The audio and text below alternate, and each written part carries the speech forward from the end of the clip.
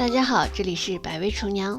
板栗非常好吃，但是去除板栗的皮却是一件非常困难的事。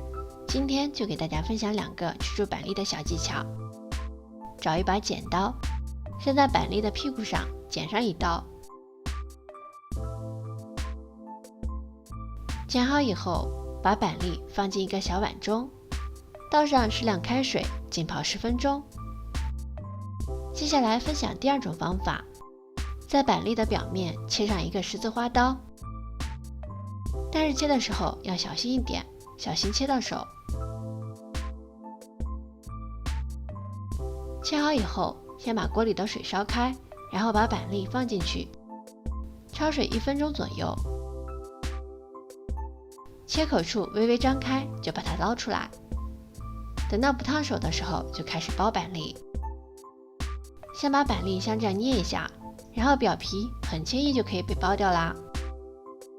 像这种生板栗，里面的这层保护膜很难剥掉，但是用这种方法就可以很轻易的剥下来。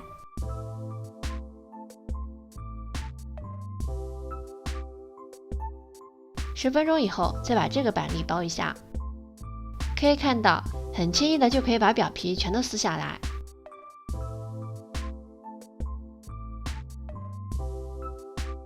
因为板栗的这层保护膜在遇到热水以后就会变得非常坚韧，所以在剥的过程中不容易剥烂。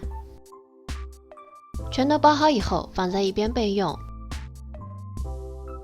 一小块五花肉，先把它切成小粗条，然后转刀切成小方块。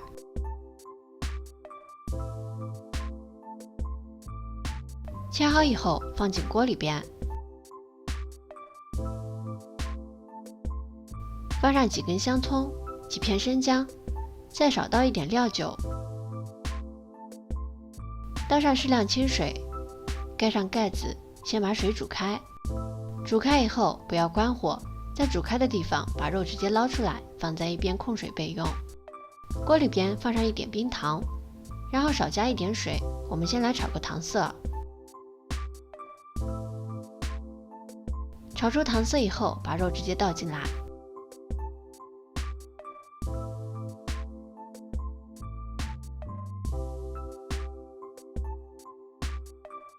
肉块全都裹上糖色的时候，再往里边少加一点生抽，再倒一点老抽上色，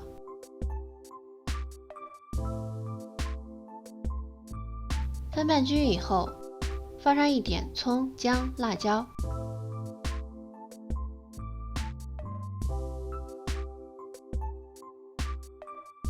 炒出香味的时候，倒上适量清水，然后再往里边放上八角、桂皮、小茴香，还有几粒花椒，加进去以后盖住盖子开始焖煮。小火焖煮半个小时以后，打开锅盖，把板栗加进去，然后再继续盖上盖子，用小火焖煮20分钟。汤汁快收干的时候，往里边加上一点盐，再加上一点鸡精，搅拌均匀。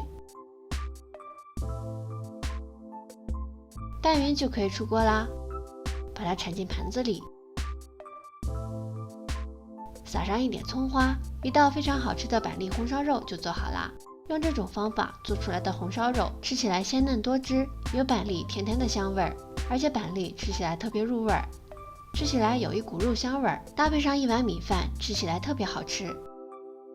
如果你喜欢的话，就收藏转发试试吧。这里是百味厨娘，我们下期视频再见。